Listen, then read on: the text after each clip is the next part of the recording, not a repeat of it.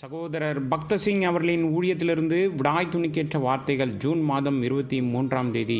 நீங்கள் என்னிலும் என் வார்த்தைகள் உங்களிலும் நிலைத்திருந்தால் நீங்கள் கேட்டுக்கொள்வது எதுவோ அது உங்களுக்கு செய்யப்படும். யோவான் சுவிசேஷம் 15வது அதிகாரம் 7வது வசனம்.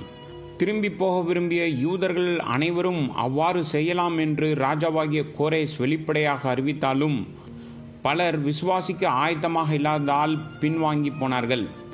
அதுபோல நாமும் தேவனுடைய வாக்குத்தத்தங்களை நம்பி உரிமை கொண்டாட தவறினால் அவர் நம்மிலும் நம் மூலமாகவும் செயல்பட முடியாது. விசுவாசிகளாகிய நாம் தேவனுடைய வாக்குத்தத்தங்களில் நமது நம்பிக்கையை மிகவும் உறுதியாக வைத்திருக்க வேண்டும்.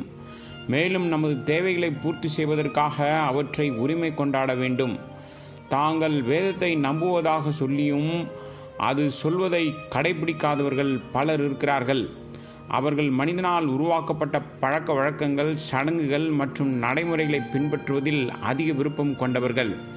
ஒருபுறம் தேவனை விசுவாசிப்பதாக சொல்லி கொண்டாலும் மறுபுறம் பணத்தேவை ஏற்படும்போது பிச்சை எடுக்க தொடங்குகிறார்கள். சிலர் குணமாக்கும் பிரசங்கங்களை நடத்துகிறார்கள். மேலும் அவர்கள் குணப்படுவதாக தேவனை விசுவாசிக்கிறோம் என்று சொல்கிறார்கள். ஆயினும் கூட அவர்களின் பண தேவையை பற்றிய கேள்வி வரும்போது அவர்கள் அதே விசுவாசத்தை பயன்படுத்துவதில்லை. இதனால் அவர்கள் சபை கூட்டத்தில் பண தேவைக்காக மனிதர்களை பார்க்கிறார்கள் என்பது கவனிக்கத்தக்கது. குணப்படுத்தக்கூடிய தேவனால் அவர்களின் அனைத்து தேவைகளுக்கும் பணம் கொடுக்க முடியாதா? அவர்கள் தேவனுடைய வார்த்தையை மறைமுகமாக பின்பற்ற தவறுகிறார்கள். மறைமுகமாக அவருக்கும் அவருடைய வார்த்தைக்கும் கீழ்ப்படிவதன் மூலம் மட்டுமே தேவன் நம் சார்பாக செயல்படுவதை நாம் காண முடியும். யோவான் சுவிசேஷம் 15வது அதிகாரம் 7வது வசனத்தின்படி நாம் கர்த்தராகிய இயேசு கிறிஸ்துவினால் கர்த்தரின் கீழ் நம்மை காத்து கொண்டு அவரில் நிலைத்திருக்க வேண்டும்.